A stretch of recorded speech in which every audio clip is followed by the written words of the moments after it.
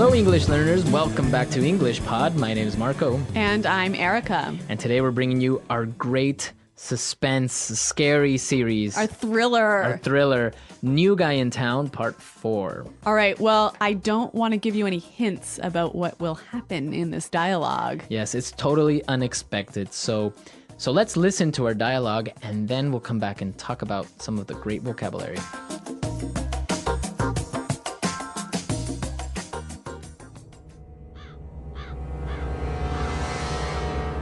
All right, drag her over here and help me tie her up. I can't believe she fell for it. She is a lot more gullible than I thought. Well, you gotta admit, my acting was brilliant. Whatever. I was the one that convinced her to come. Look, she's waking up. What's going on, Ellen? What are you doing? The cat's out of the bag, you witch! You can stop pretending now. Yeah, Lois, we know who you are.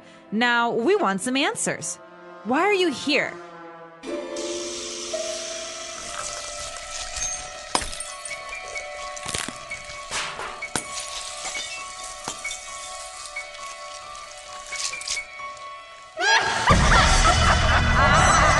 Fools! You don't know who you're dealing with. You can't stop me! Run!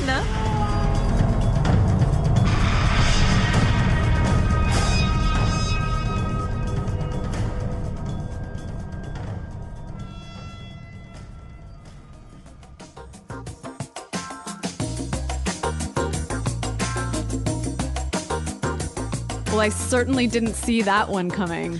I know everyone thought that Armand was a vampire. I know. And now it turns out that they were acting. Yeah, crazy. Crazy, huh? Strange things happen here on English Pod.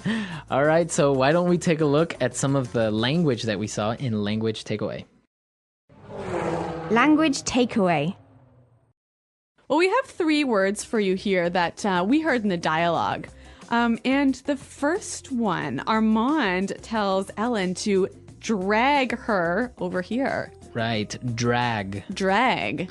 So when you drag something or somebody, You pull them across the floor or pull them across the ground. pull them, but you don't actually pick them up, right? No. Right? Yeah.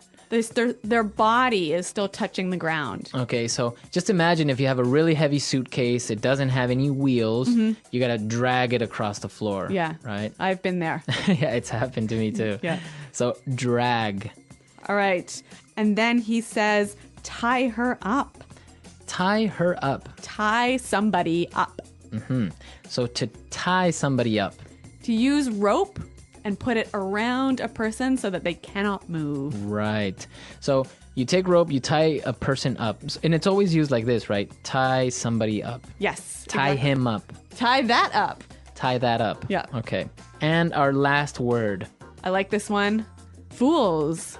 Fools. Fools. So, or singular would be fool. Yeah. Fool. So what's a fool? Well, a fool is a stupid person. Right, a person that doesn't know Yes. something, Yeah. or an ignorant person. All right. Well, Lois thinks that Armand and Ellen are fools here. Exactly. Apparently she got really angry and managed to escape Yes. from the chair or whatever where she was tied up, right? Well, the dialogue was a little bit fast. There was a lot of sound effects as well. Yep. So let's listen to this dialogue again. We're going to slow it down a little bit, and I'm sure it's going to be a little bit easier to understand.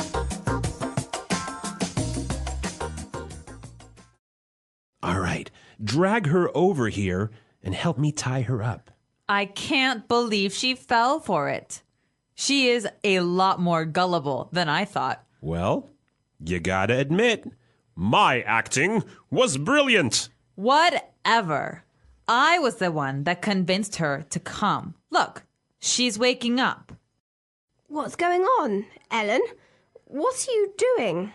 The cat's out of the bag, you witch! You can stop pretending now. Yeah, Lois, we know who you are. Now, we want some answers. Why are you here?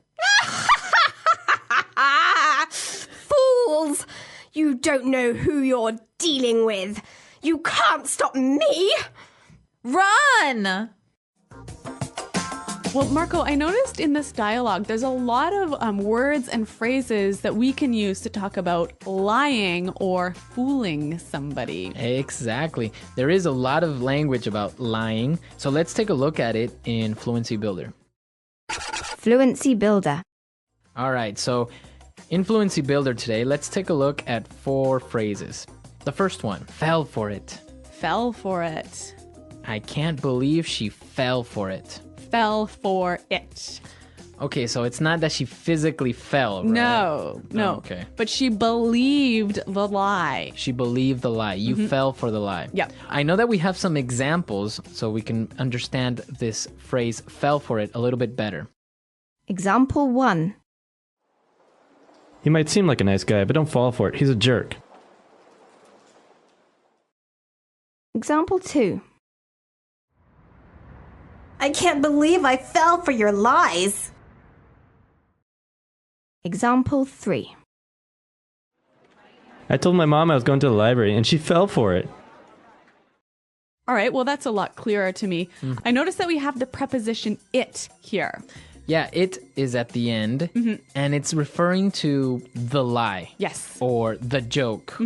Or the story. Yep. She fell for the story, but you wouldn't say she fell for the story. You would say she fell for it. Yes, so these 3 words always go together. Fell for it. So don't forget the it. Don't forget the it. Okay, let's take a look at our second word. Gullible. So Ellen thinks that Lois was gullible. Right, a gullible person. Yeah, gullible. A gullible person is somebody that always believes. Yes, they always fall for it. They always fall for it. Yep. They believe anything you say. So I know you were a little bit gullible when you were younger, right? Yeah, that's true. You know what? My grandmother used to tell me every year, she would say, oh, I'm 35. I'm 35. And I really believed her until I was about 12 years old. Wow. Yeah. So you were really gullible. Really gullible. But you're not anymore. No, I know better. All right, so gullible, a gullible person. Okay, now let's look at the next phrase. The cat's out of the bag. The cat is out of the bag. The cat is out of the bag. Okay, so again, it's not literal. It's not like you had a cat in a bag and you let it out, right? A nice idiom here, meaning the truth is out. The truth is out. We discovered the truth. Yes, so imagine that the cat is the truth. Right, and it escaped. Yes.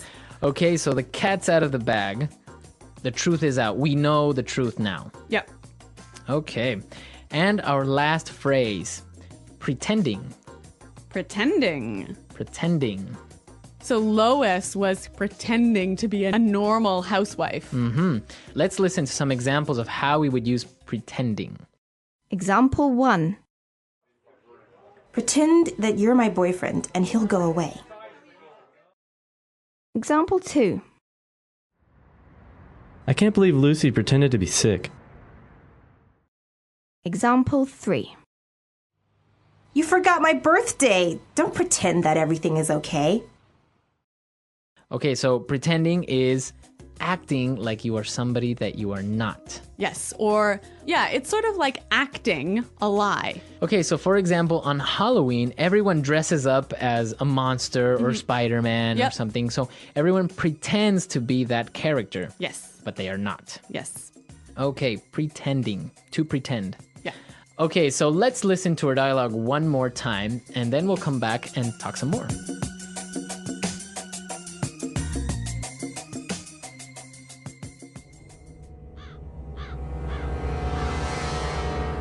All right, drag her over here and help me tie her up.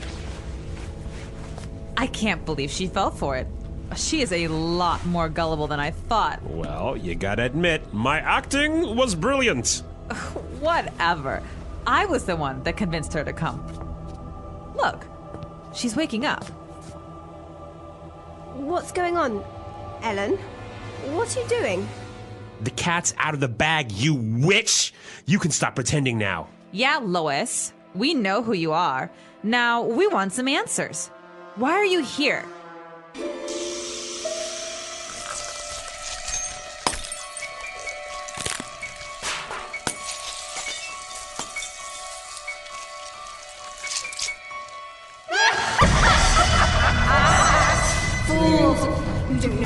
dealing with. You can't stop me. Run!